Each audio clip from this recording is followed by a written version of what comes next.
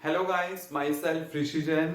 आई hope कि आपको जो लास्ट वीडियोस है related to the position time graph और उसकी किस टाइप से इंपॉर्टेंस थी वो आपको क्लियर होगा। तो आज जो हमने बेसिकली अपना टॉपिक डिस्कस करना है वो उसी के ऊपर ही है। मतलब जस्ट जैसे कल हमने पोजीशन टाइम ग्राफ के बारे में डिस्कशन करी थी, so we have to discuss about the velocity time graph for the uniform motion, but we have to discuss its importance कि इसकी इंपॉर्टेंस बेसिकली हो क्या सकती है। आपको मैंने ये चीज बताया था कि आपने ये देखना है कि ग्राफ किस पैरामीटर के बीच में है। यहां पे ग्राफ वेलोसिटी और टाइमिंग के बीच में है, और वेलोसिटी टाइमिंग आपस में रिलेट करके कौन सा थर्ड पैरामीटर आपको देते हैं। जैसे आपको पता है वेलोसिटी इक्वल टू क्या होता है, डिस्प्लेसमेंट पर यूनिट टाइम। तो अगर आपको v भी गिवन है, अगर आपको t भी गिवन है, तो उससे आपके पास क्या आ सकता है, डिस्प्लेसमेंट आ सकता है। तो यहां पे बेसिकली हमने डिस्प्लेसमेंट निकालनी है। अगर मान लो यूनिफॉर्म मोशन है, यूनिफॉर्म मोशन का मतलब क्या, इक्वल डिस्टेंस ट्रेवल करना in the equal interval of time. मतलब अगर डिस्टेंस इक्वल ट्रेवल हो रहा है in the equal interval of time, तो इसका मतलब क्या है, उसकी वेलोसिटी क्या रहेगी, बॉडी की सेम ही रहेगी। वेलोसिटी में कोई भी चेंज नहीं आएगा, जिस मर्जी टाइम पे देख लें तो वेलोसिटी क्या रहेगी, सेम रहेगी। तो अगर मैं अब ग्राफ प्लॉट करता हूं, ये एक्स एक्सिस होगी, this one is Y axis, ये velocity and this one is timing. तो आपको पता है कि आपके पास ग्राफ इस टाइप से आएगा, जिस मर्जी टाइमिंग पे हम देख लें आपके पास क्या रहेगा, ये इस टाइप से रहेगा, means parallel to x axis. Velocity क्या रहेगी, same, let it be v। ये मैंने कंसीडर करी है टाइमिंग t1। t1 पे भी वेलोसिटी v है, और यहां पे t2 टाइमिंग पे भी वेलोसिटी कितनी है, v ही है। Late it B a b c d e। ये पॉइंट जस्ट मैंने कंसीडर कर लिए, like a b c d and e। Clear. अब ये जस्ट जो मेरे पास ये पार्ट कवर हुआ है, इसको मैंने क्या कर दिया, यहां पे शेडिड कर दिया। क्लियर। अब देखिए यहां से अगर आप डिस्प्लेसमेंट बताना चाहते हो तो डिस्प्लेसमेंट क्या होता है, वेलोसिटी इनटू टाइम।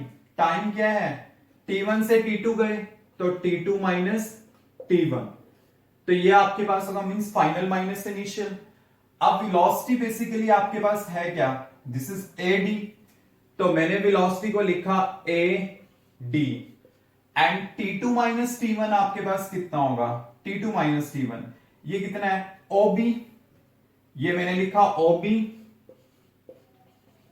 माइनस, और ये T1 कितना होगा, OA। तो मैंने इसको लिखा OA, means OB minus OA, ये मैंने यहां पे लिख लिया। अब देखिए आपके पास क्या आएगा, AD।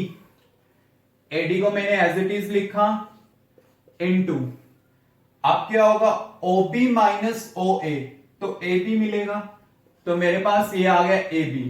तो मींस अगर मैं क्या करता हूं, AD को मल्टीप्लाई करता हूं इसके साथ, तो ये क्या आएगा, area of this part.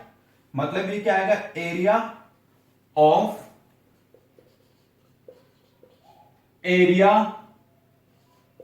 Of part. कौन से पार्ट का एरिया आएगा, ABCD। ABCD, या फिर मैं डिस्प्लेसमेंट क्या लिख सकता हूं, एरिया अंडर ग्राफ, इस टाइप से भी लिख सकता हूं। तो बेसिकली क्या है कि आपके पास क्या है कि अगर आपने डिस्प्लेसमेंट निकालनी है तो जरूरी नहीं है कि वेलोसिटी इनटू टाइम ही करना है। आप सिंपल सा काम करो, एरिया इंटू द ग्राफ निकाल लो, और एरिया जब आप फाइंड आउट कर लोगे, मींस दिस इंटू दिस, तो उससे डायरेक्ट आपके पास डिस्प्लेसमेंट आ जाएगा। मींस आपके पास जैसे मैंने पहले कराया था पोजीशन टाइम ग्राफ में, कि दोनों को डिवाइड करने के बाद क्या आता है, वो पैरामीटर हमने देखा, और जब दोनों को मल्टीप्लाई किया तो क्या आता है। जब मल्टीप्लाई करते हैं वेलोसिटी एंड टाइम को, तो डिस्प्लेसमेंट आ जाती है। तो आप इस टाइप से क्या कर सकते हो, इसका प्रॉफिट उठा सकते हो, इसका बेनिफिट उठा सकते हो। आपको पता चल जाएगा बेसिकली किस टाइप से आपने फाइंड आउट करना है।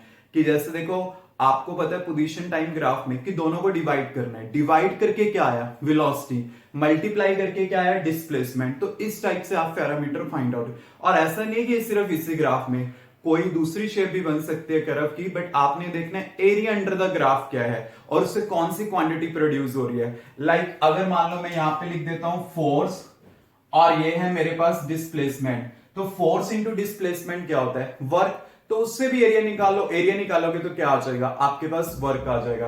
तो बेसिकली आपने देखना है कि इस ग्राफ का आपने यूज कैसे करना है। ये कॉन्सेप्ट्स हमारे पास यूज होते हैं, न्यूमेरिकल प्रॉब्लम में यूज होते हैं, तो आपको ये कॉन्सेप्ट क्लियर होना चाहिए। और आई थिंक आपको ये हो गया होगा क्लियर कि इसकी इंपॉर्टेंस क्या है, कि just by measuring the area under the graph we can measure the displacement. Clear students, any doubt?